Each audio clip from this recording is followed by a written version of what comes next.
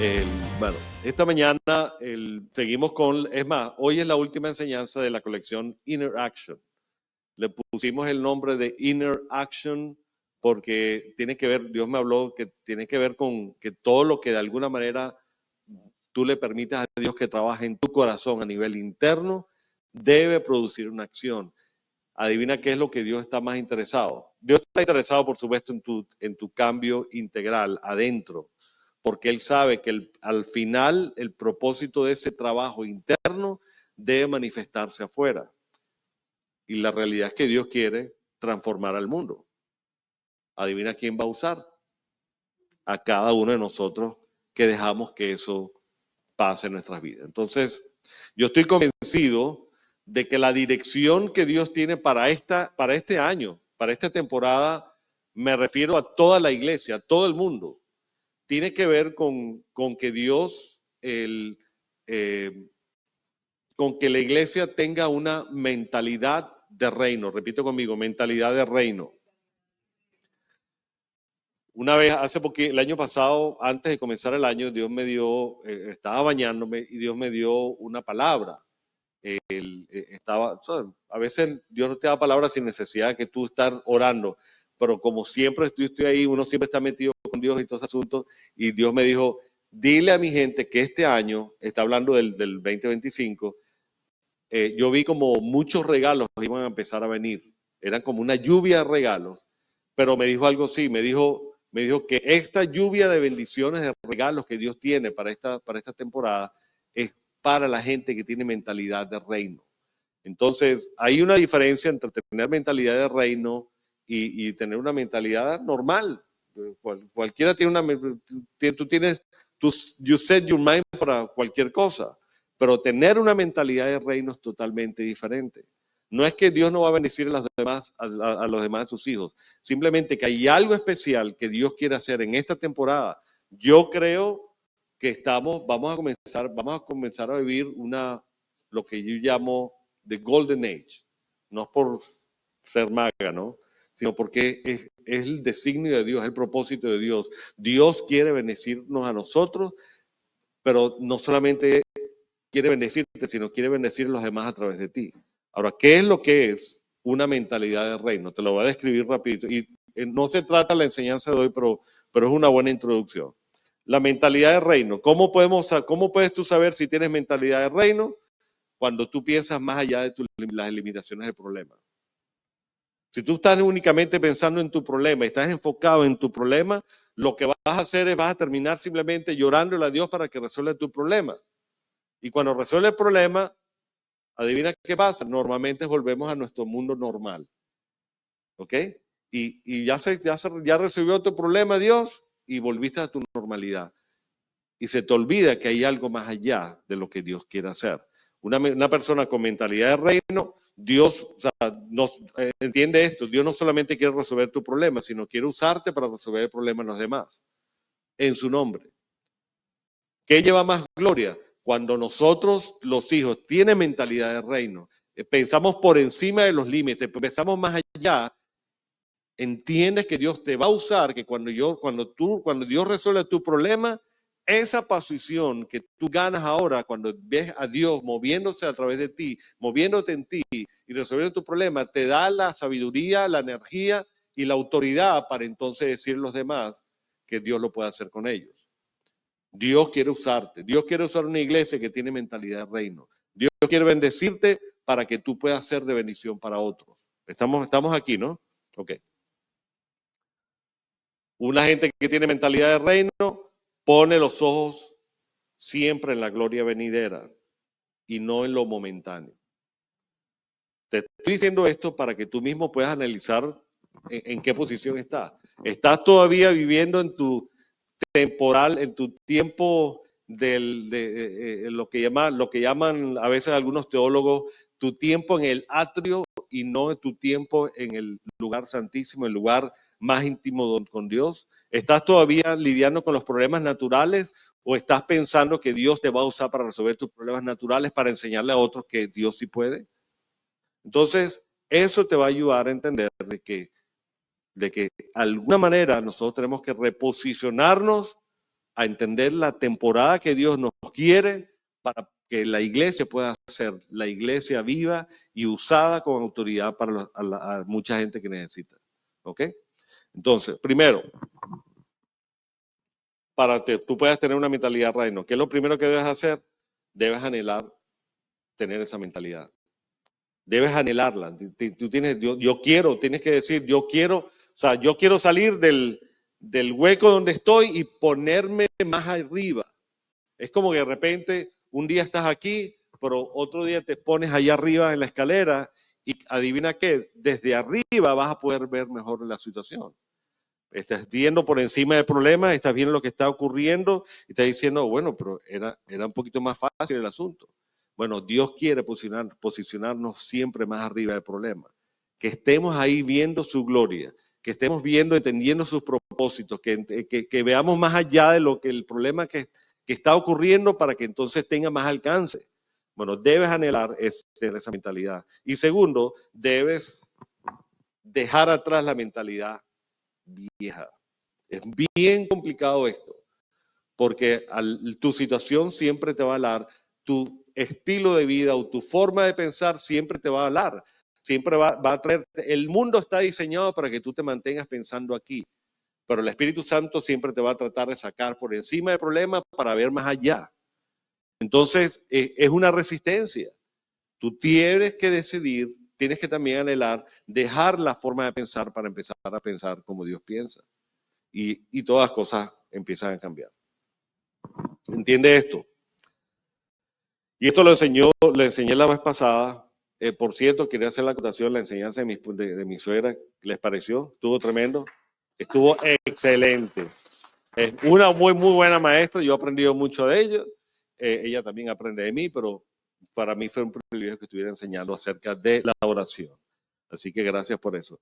Bueno, la semana anterior yo estuve enseñando esto, y es que tú no puedes cambiar tu corazón, por más que quieras, por más que te esfuerces, que por más que tú te adoctrines y hagas un esfuerzo y redireccionar tu corazón, tú no lo vas a poder cambiar. No puedes hacerlo solo.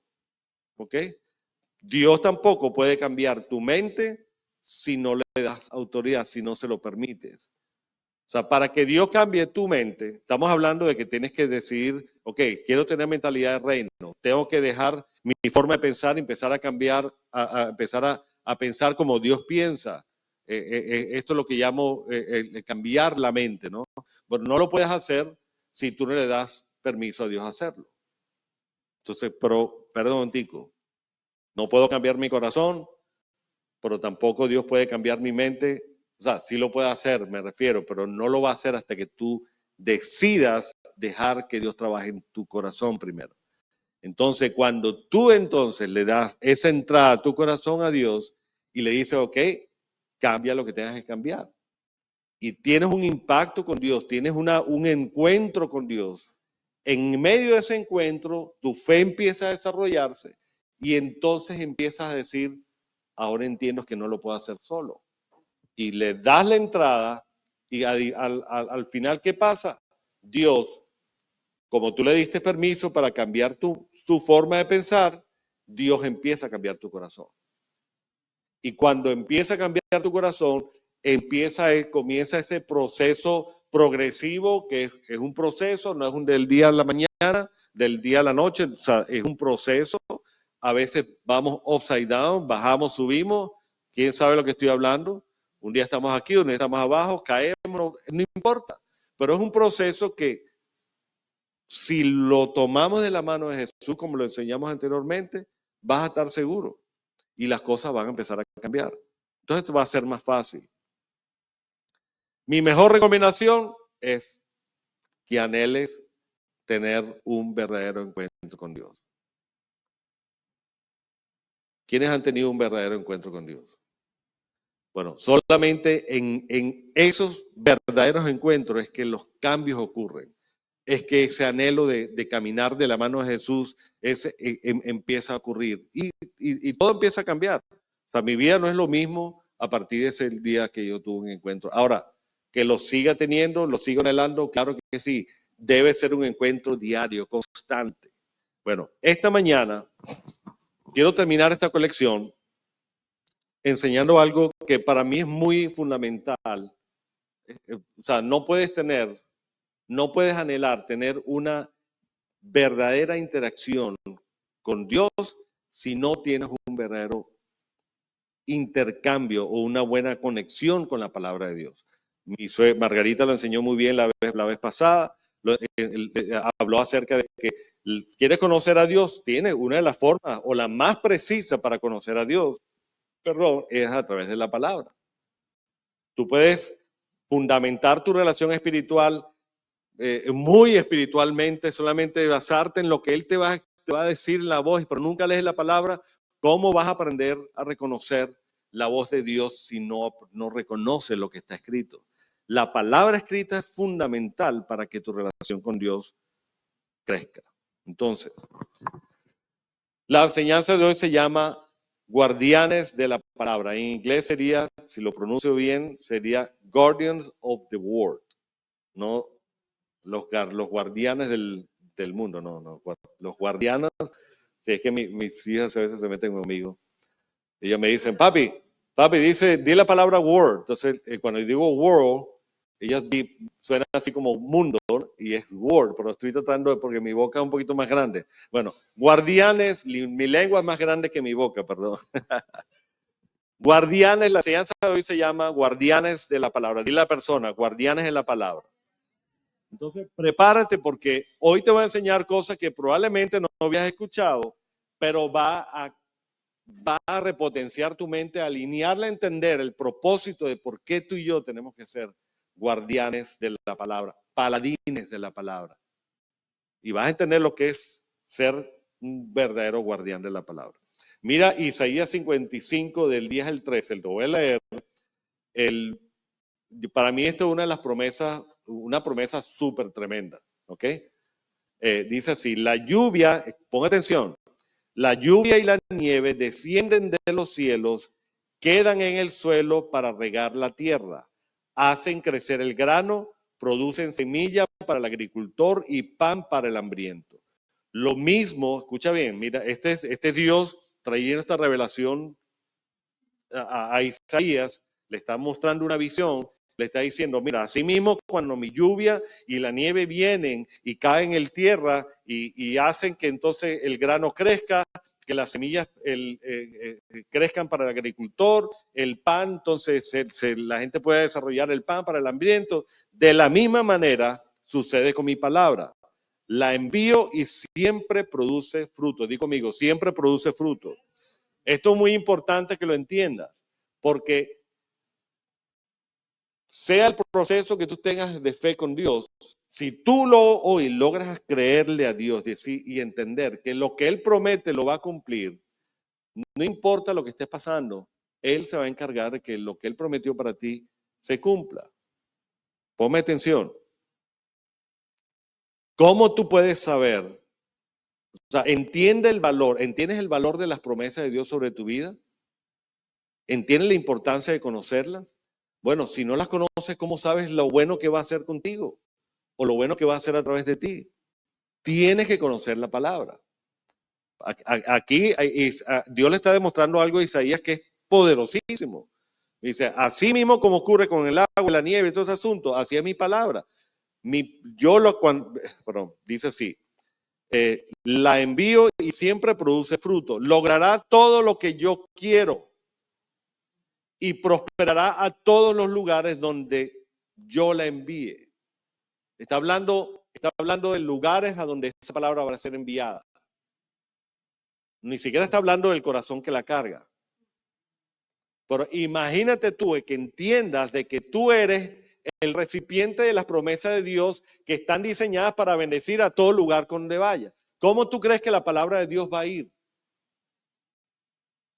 si no hay gente que la cargue? Le está hablando que Dios va a bendecir a todos los lugares, a donde vaya esa promesa. Pero la promesa, primero, alguien la tiene que cargar. Di conmigo, alguien la tiene que cargar. Y alguien la tiene que hablar. Alguien la tiene que declarar. ¿Dónde están los que creen que somos recipientes de la palabra de Dios? Ahora, ¿estás dispuesta a hablarla? Pero algunos de repente tienen pena, vergüenza, no son tan sanguíneos, coléricos como algunos de nosotros. Algunos son más melancólicos, les toma tiempo pensar y recapacitar y ver cuando Dios le dice, sí, quiero que la abres, pero es que me da pena. No importa, bueno, pero debes comenzar con algo. Primero debes comenzar con cargarla. Primero debes comenzar con entender que Dios te te regaló a la palabra para transformar tu vida. ¿Ok? Mire lo que dice. Ustedes vivirán con gozo y paz. Los montes y las colinas los montes y las colinas se pondrán a cantar y los árboles de los campos aplaudirán. Donde antes había, esto es tremendo, esto es una promesa para ti. Donde antes había espinos, crecerán cipreses. Donde crecía la ortiga, brotarán mirtos. Bueno, hay que saber definir bien lo que significa eso, pero me imagino que está diciendo donde habría la ortiga espinosa y los mirtos, me imagino que es algo más precioso, ¿no? O sea, hay que definir bien eso ahí, pero está hablando de eso, hay una diferencia. Estas cosas le darán gran honra al Señor, serán una señal perpetua de su poder y de su amor. Esta promesa es para ti, ¿ok? ¿La crees o no? All right. No hay forma de que tengas intimidad con el Padre si no estás interesado en conocer sus promesas. No hay forma. Tú puedes decir, pastor, pero yo todos los días oro y me relaciono con Dios y yo hablo con Él. Espérate, tú hablas con Él, pero tú lees. ¿Cómo puedes identificar que lo que estás escuchando es la voz de Dios si no ves la palabra escrita? La palabra escrita es fundamental.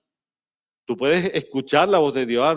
Bueno, Dios le habló, así comenzó cuando Dios le habló a Moisés, a Abraham, a toda esa gente, pero todos empezaron a escribir. Ahí está la palabra escrita. ¿Ok? Yo creo que Dios, todo lo que Dios dijo, ya todo está dicho. Está escrito ahí, en la palabra. Puede haber cosas frescas, diferentes interpretaciones, pero todo está escrito en la palabra. Debes conocer esta palabra. Su palabra es la fuente irrefutable de revelación del Padre y del Hijo, y el Espíritu Santo se encargará de revelarte constantemente su amor. O sea, a la final el Espíritu Santo es el que se va a encargar de demostrar la veracidad de la palabra escrita, te la va a revelar y parte de lo que va a revelar en nosotros es cuánto Él nos ama. Entonces, ¿por qué es importante? Porque a la final, la gente que está afuera en la calle, que cree o no cree, que a lo mejor no cree en Dios, no creen en Dios porque no ven su amor. No ven a alguien que se acerca a derramar, amarles. ¿Ok? A lo mejor hay personas que necesitan una palabra de Dios, pero primero antes de darle una palabra de Dios necesitan sentirse amados. ¿De quién les va a demostrar ese amor? Aquel que la carga, aquel que haya tenido una interacción con Dios, con la palabra de Dios y ha entendido su revelación de amor. ¿Por qué? Porque si tú no sabes, si tú no entiendes cuánto Él te ha amado en medio de todos los pecados que tú y yo cometemos, ¿cómo le podemos decir a los demás que Dios les ama en medio de sus pecados?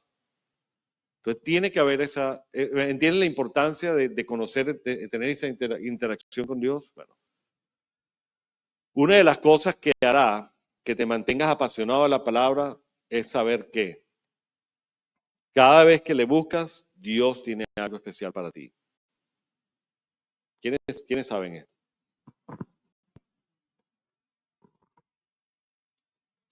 Yo no sé tú, pero como dice la canción, no sé tú, pero yo. No sé tú, pero yo.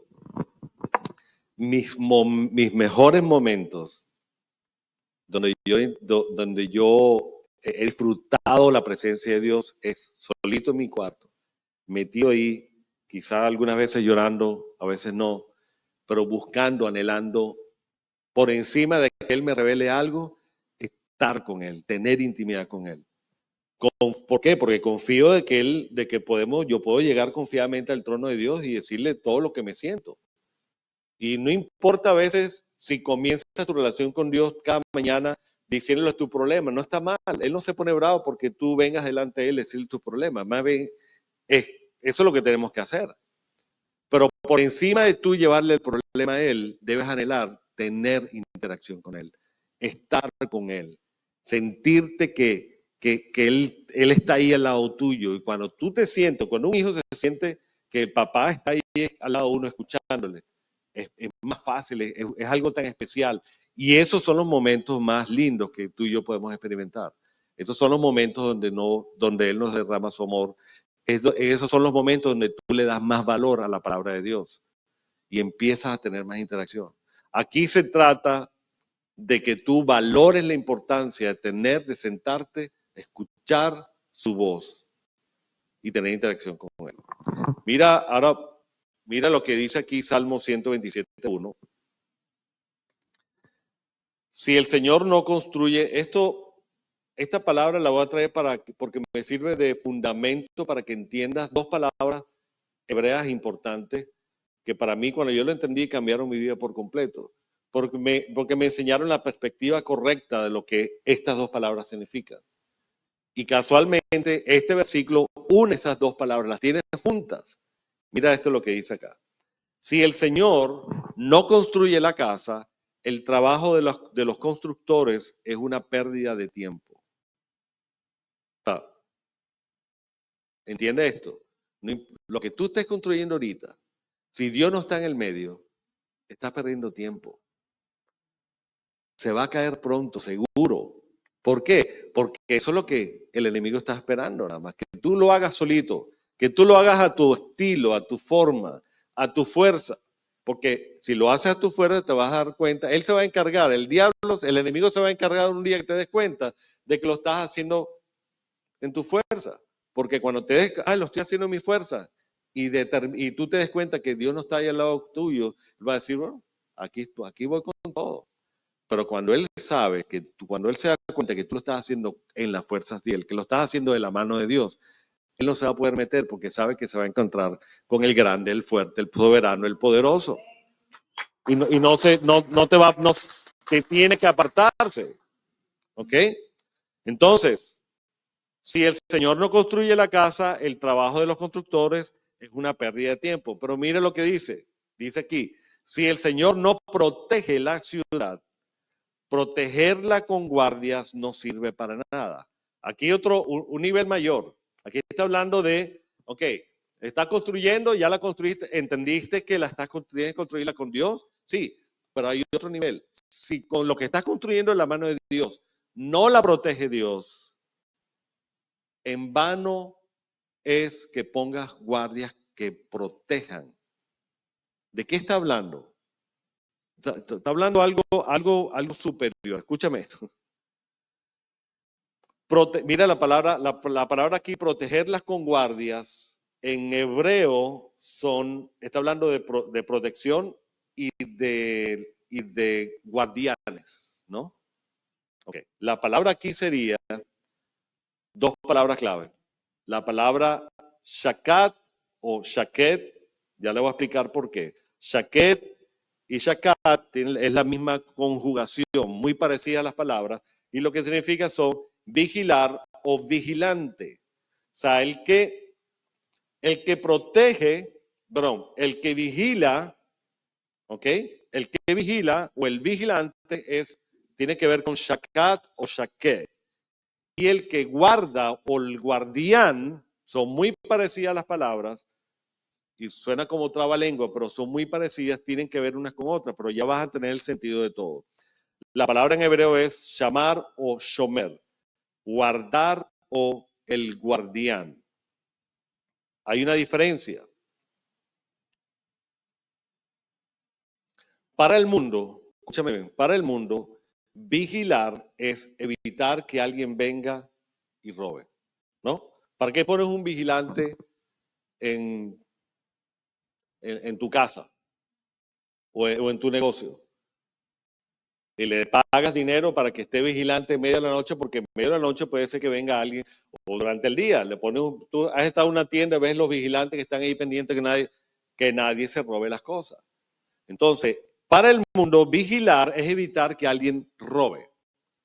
Para el mundo, guardar es evitar algo que se pierda. Escúchame esto. ¿Quiénes tienen aquí joyas muy preciosas en sus casas? ¿Ok? Cosas que tienen valor. Y de repente agarras, y tú no la tienes ahí, la pones, bueno, si eres como mi esposa, que de repente pone el anillo en el counter de la cocina ahí. Yo siempre estoy, mi amor, pero se puede caer y cae en el huequito de la broma. Entonces, cuando daste tu dolor, se muere el asunto y ya perdimos, se va por el drenaje. Y no es porque no valore lo que ya tiene, simplemente es su forma de pensar. O sea, no te estoy acusando, mi amor. Pero lo estoy usando como ejemplo porque estoy seguro que hay personas aquí que son igualitas o igualitos, ¿no?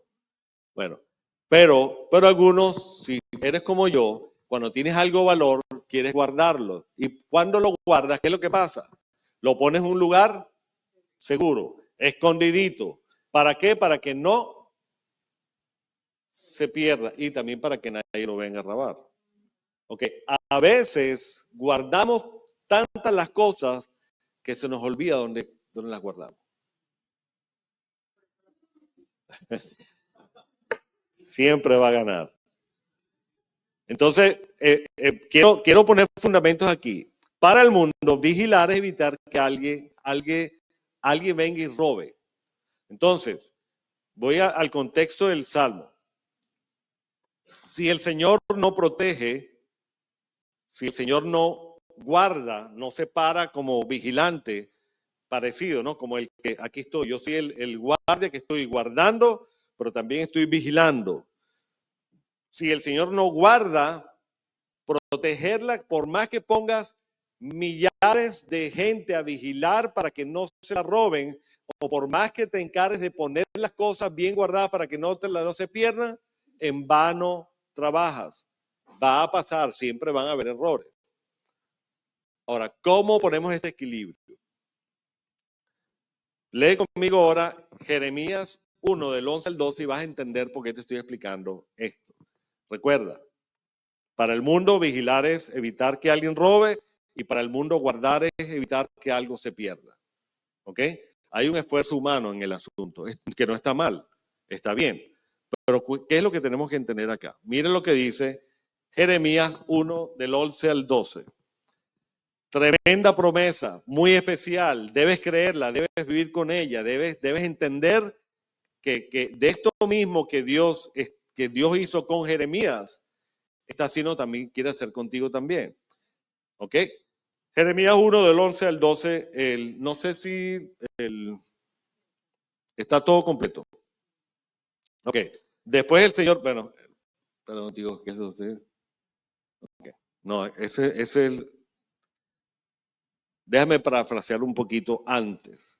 Si lees un poquito antes, en el versículo 1 hasta el 11, te vas a dar cuenta que es la historia de Dios llamando a Jeremías, ¿no? Dios llama a Jeremías y le dice, hey Jeremías, yo te vi antes, te conocí, tuve intimidad contigo antes de ponerte en el vientre de tu madre y yo te llamé como profeta.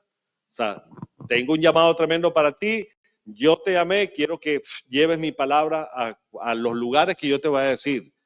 Entonces entra esa reconversación de Jeremías y Jeremías le dice a Dios, Señor, yo soy un muchachito, un niño, yo no, o sea, tremendo llamado, pero yo no me lo creo, ¿no?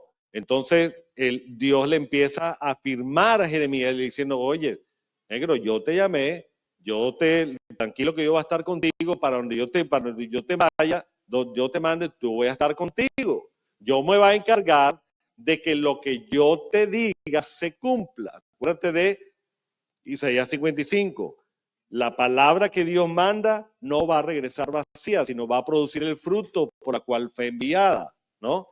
Entonces, está pasando esto con Jeremías, le está afirmando, le está diciendo, negro, te digo, tranquilo, que yo te llamé como para ser mi profeta, para donde tú vayas, mi palabra va a ir contigo y lo que yo diga se va a cumplir.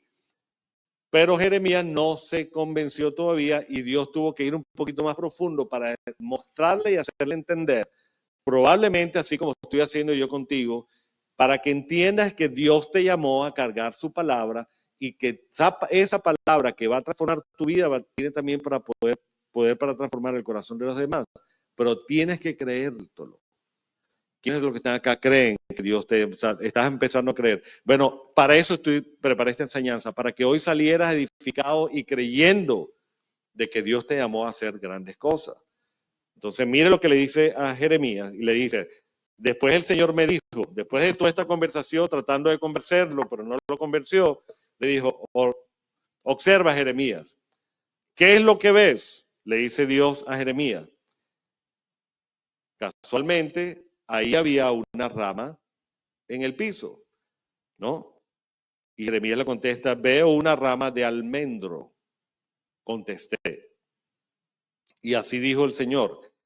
Y eso significa que yo estoy, escucha bien, vigilando y ciertamente llevaré a cabo todos mis planes.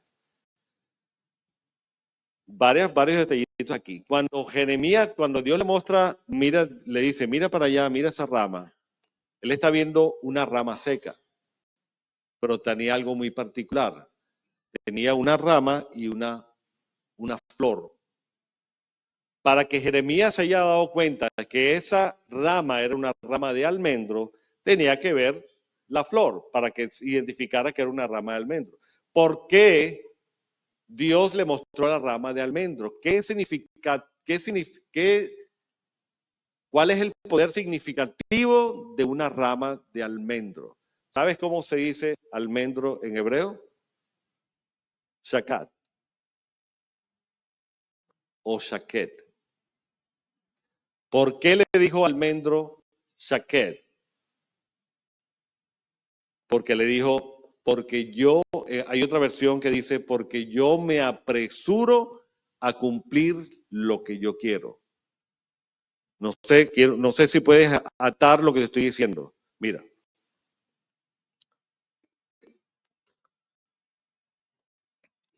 Shakat o shaket es vigilante. ¿Ok? Para el mundo, vigilar es evitar que alguien venga y robe. Pero para Dios, vigilar es apresurarse a que se cumplan las cosas. ¿Me agarras la idea? Ok. Si la palabra de Dios, que por cierto la palabra de Dios no va a regresar vacía, pero Dios te da esa palabra a ti para que tú la guardes, ¿no? Guardar para el mundo significa, déjame guardarla para que nadie me la robe, pero para Dios guardar significa, hey, tienes que darla, tienes que ponerla en el lugar alto, en el lugar correcto, en el lugar para que sea expuesto, para que la gente sepa que tú cargas esa palabra. O sea, guardar, atesorar para el reino de los cielos es ponerla por obra. Vigilar para el reino de los cielos significa apresurarse a que se cumpla. Ponerme las pilas para que se cumpla. No es vigilar para que nadie me la van a robar. O no es vigilar ahí sobre porque estás usando una energía incorrecta. No es, Dios no te dio la palabra para que tú simplemente la tengas ahí debajo del almud, como dijo Jesús, debajo de la cama, sino te dio la palabra para que la expusieras y la valoraras tanto y la guardaras tanto que dije, es tan valiosa que no es para guardarla, sino para ponerla por obra. Totalmente otra perspectiva. ¿Qué te parece? ¿Cuánto tú anhelas? ¿Entiendes ahora el significado de por qué Dios le dijo shakat, almendro? ¿Qué ves ahí? Pregunto, ¿qué tú estás viendo cuando tú ves la palabra de Dios? ¿Qué tú ves cuando Dios te expone a su palabra? ¿Simplemente algo casual, algo simplemente momentáneo para resolver tu problema? ¿O es la palabra, la promesa que tiene para transformar tu vida y también la vida de las demás personas? Estás viendo que cuando Dios te da una palabra, una promesa para ti, no solamente es para cambiarte así, sino para cambiar tus generaciones. Estás viendo de que el llamado que Dios tiene a ti es superior a simplemente resolver tu problema, sino tiene el poder para que tú puedas ahora en su nombre resolver el problema de esta generación. totalmente otra cosa. Todo comienza en que tengas esa pasión, ese deseo de buscar esa palabra. Quiero que acompáñenme con teclado.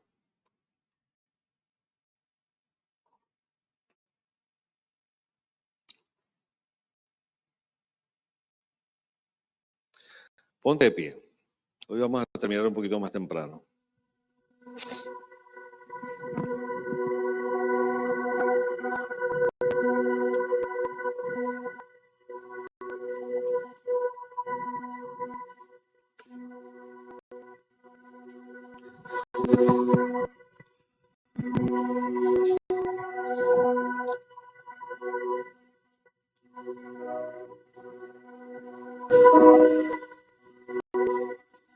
Y una vez cuando yo me convertí, cuando yo, no quiero usar la palabra conversión, así como religioso, pero todo cambió un día. Yo nunca fui de estos que, en Venezuela me refiero, nunca fui de estos, nunca creí en este asunto de que cuando el pastor hacía el llamado al altar y levanta tu mano, yo nunca creí en ese asunto. Yo nunca levanté mi mano y sobre todo en Venezuela, porque las iglesias evangélicas eran un poquito más religiosas, ¿no? Yo decía, no sirve para estar levantando la mano. Pero sí, yo me acuerdo que yo sí le dije al Señor, yo quiero tenerte, yo quiero conocerte. Había algo en mí, uno de los momentos súper especiales que marcó mi vida. Una vez estaba en una vigilia católica, precisamente.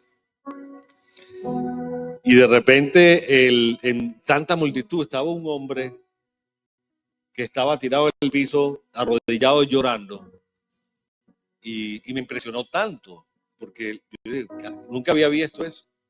Y el Espíritu Santo se estaba moviendo de una manera muy especial, porque era una de esta parte católica carismática, mucho más movida el Espíritu Santo. Conocen a Jesús como Salvador y todo lo demás. Y yo le pregunto a mi tío, que ya está muerto, yo le pregunto, ¿qué significa eso? Pues me pareció tan raro, ¿no? Y él me dijo una frase que me golpeó y me cambió la vida por completo. Me dijo así, es que el Espíritu Santo lo tumbó del caballo. Y me acordé, o sea, ahora entiendo porque leí la palabra y me acordé de la historia de Pablo, de Saulo, que cuando iba para Damasco lo tumbó el caballo, el Espíritu Santo. Tuvo un encuentro con Jesús. Y yo dije, yo quiero eso. Yo quiero tener un encuentro con Jesús. Yo no sé si estás aquí, entiendes el valor de lo que es tener un encuentro con Jesús, en donde Él necesariamente te va a tener que tumbar del lugar donde estés, tumbar de tu caballo. ¿Cuál es tu caballo? Puede ser tu ego, tu forma de pensar, tu egoísmo, lo que sea. Pero es que tienes que tumbarte para dejarnos ahí en el piso, diciendo, Señor, todo lo demás no tiene valor, solamente tú tienes valor. Bueno, ese día, cuando hicieron ese llamado al altar, yo me acordé de eso. Yo no tengo que levantar la mano, yo lo que tengo que entregarle mi corazón. Y todo cambió ese día. Hasta un día que aquí en Estados Unidos estaba un hombre predicando, un profeta que ahora fue mi mentor, y él hizo un llamado, dijo,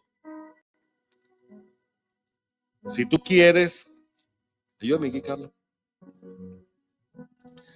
si tú quieres que tu vida cambie, tú tienes que decirle a Dios, no voy a dar ni un paso más si tú no me diriges. Y ese día fue que yo verdaderamente le entregué mi corazón a Jesús. Le dije, yo me cansé de hacerlo a mi manera, yo quiero hacerlo a tu manera. Y mi vida cambió por completo. Ese mismo día, salí y me fui a la casa y abrí la Biblia por primera vez, con intención de entender. Yo le dije, Señor, háblame. Y ese día Dios me habló de una manera tan tremenda. Y yo creo que Dios lo puede hacer contigo. Esa pasión de conocer su palabra comienza cuando tú tienes un verdadero encuentro con Dios.